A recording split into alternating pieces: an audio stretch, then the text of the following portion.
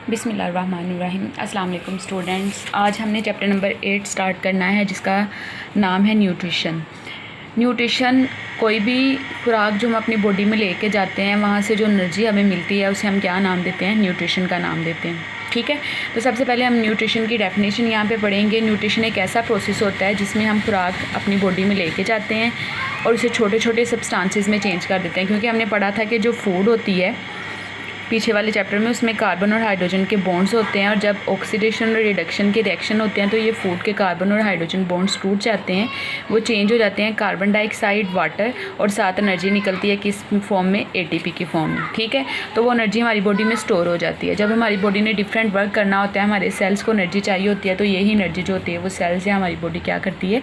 इस्तेमाल करती है। ठीक है, तो सबसे पहले यहाँ पे न्यूट्रिशन की डेफिनेशन है वो प्रोसेस जिसमें फूड को ऑब्टेन किया जाता है या प्रिपेयर किया जाता है, फिर उसको अब्सॉर्ब किया जाता है यानी बॉडी के अंदर लेके जाया जाता है और बॉडी के अंदर ले जाके उसे छोटे छोटे सब्सटेंसेस में कन्वर्ट कर दिया जाता है ताकि वहाँ से क्या हासिल की जा सके? एनर्जी हासिल की जा सके। ये हमारे पास क्या है? न्यूट्रिशन है। ठीक है, आगे बात आती है न्यूट्रेंट्स की। ऑब्वियसली न्यूट्रेंट्स कोई भी ऐसे कंपाउंड्स होते हैं जो ऑर्गेनिजम्स खाते हैं ताकि उनसे क्या हासिल की जा सके? एनर्जी हासिल की जा सके। ठीक है, आगे हमारे पास है ऑटोट्रोफिक और हेटरोट्रोफिक ऑर्गेनिजम्स। वेल नोन, आप छोटी छोटी क्लासेस से पढ़ते आ रहे हो। ऑटोट्रोफिक ऐसे ऑर्गेनिजम्स होते हैं जो अपनी खुराक खुद बना सकते हैं और हेटरोट्रोफिक ऐसे ऑर्गेनिजम्स होते हैं जो अपनी खुराक खुद नहीं बना सकते।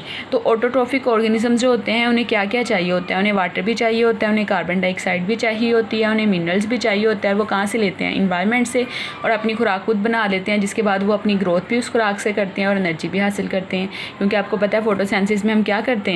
हम कार्बन डाइऑक्साइड लेते हैं, वाटर लेते हैं और क्या बना देते हैं? ग्लूकोज बना देते हैं। ये सारा प्रोसेस किस में हो रहा होता है? सनलाइट की मौजूदगी में हो रहा होता है। ठीक है, तो ये रॉ मटेरियल्स हैं, ये चाहिए होते हैं ऑटोट्रोफिक ऑर्गेनिजम्स को। लेकिन दूसरी तरफ देखा जाए तो हेटरोट्रोफिक ऑर्गेनिजम्स ऐसे ऑर्गेनिजम्स होते हैं जो अपनी खुराक खुद नहीं बना सकते, तो वो फूड को ऑब्टेन करते हैं दूसरे ऑर्गेनिज्म से और फिर उससे अपनी ग्रोथ करते हैं या एनर्जी हासिल करते हैं। क्लियर हो गया? यहाँ तक आपने सारा करना है। उसके बाद है mineral nutrition in plants. Plants जो होते हैं वो न्यूट्रिशन को कैसे हासिल करते हैं? अभी मैंने आपको बताया कि प्लांट्स को न्यूट्रिशन हासिल करने के लिए, ग्लूकोज बनाने के लिए कार्बन डाइऑक्साइड और वाटर की ज़रूरत पड़ती है। ठीक है, तो प्लांट्स के पास सबसे ज़्यादा एफिशिएंट मैकेनिज्म होता है ऑटोट्रोफिक मोड ऑफ न्यूट्रिशन का। प्लांट्स कार्बन, हाइड्रोजन, ऑक्सीजन को लेते हैं कार्बन डाइऑक्साइड और वाटर से। इसके अलावा उन्होंने और भी काफ़ी ज़्यादा एक्टिविटीज़ और स्ट्रक्चर्स उनके होते हैं जहाँ पर उन्हें मिनरल्स को चाहिए होता है, वो हम कल इस टेबल में पढ़ेंगे। ठीक है, आज हम सिर्फ दो डेफिनेशन नेक्स्ट पढ़ रहे हैं, वो है मैक्रो न्यूट्रेंट्स और माइक्रो न्यूट्रेंट्स। मैक्रो जहाँ भी आ जाए इसका मतलब होता है लार्जर, और माइक्रो जहाँ भी आ जाए इसका मतलब होता है स्मॉलर। माइक्रो का मतलब वैसे ही माइक्रोस्कोप, तो माइक्रोस्कोप छोटी चीज़ों को देखती है, इसलिए माइक्रो का मतलब क्या होता है? स्मॉलर। तो मैक्रो न्यूट्रेंट्स ऐसे न्यूट्रेंट्स होते हैं जिनकी क्वांटिटीज़ जो होती है वो हमें ज़्यादा चाहिए होती है, जैसे carbon, hydrogen, oxygen, nitrogen, magnesium, potassium वगैरह। ठीक है, लेकिन वो वाले न्यूट्रेंट्स जिनकी रिक्वायरमेंट हमें स्मॉल क्वांटिटीज़ में होती है उसे माइक्रो न्यूट्रेंट्स का नाम देते हैं। आगे लिखा हुआ है आयरन, मोलिब्डेनम, बोरोन, क्लोरीन या जिंक वगैरह। ठीक है, यहाँ तक आपने करना है। आज हम एक टेबल करेंगे। फर्स्ट वाला टेबल जो है वो हमें बता रहा है कि प्लांट लाइफ में जो मैक्रो न्यूट्रेंट्स हैं वो कौन कौन से हैं? फॉस्फोरस, पोटाशियम, सल्फ़र और कैल्शियम। फॉस्फोरस चाहिए होता है प्लांट्स को क्या करने के लिए? एटीपी का कंपोनेंट है, क्योंकि आपने पढ़ा था कि एटीपी में 3 चीज़ें होती हैं, राइबोस शुगर, नाइट्रोजनियस बेसिस और एक हमारे पास फॉस्फेट ग्रुप होता है, तो फॉस्फोरस में है। न्यूक्लिक एसिड, कोएंजाइम मैंने पीछे बता दिया था, जो इलेक्ट्रॉन को क्या करते हैं? ट्रांसफर करते हैं। सीड जर्मिनेशन के लिए चाहिए होता है, फोटोसिंथेसिस के लिए चाहिए होता है, प्रोटीन बनाने के लिए चाहिए होता है।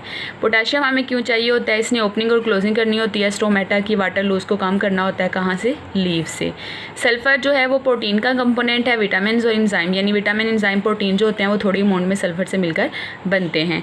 कैल्शियम जो होता है वो एंजाइम्स को एक्टिवेट करता है, सेल वाल का स्ट्रक्चरल कंपोनेंट है। इसके अलावा इसने वाटर मूवमेंट सेल्स के अंदर कंट्रोल करनी होती है। ठीक है, यहाँ तक आपने इसको याद करना है। ओके बेटा जी, अल्लाह हाफिज़।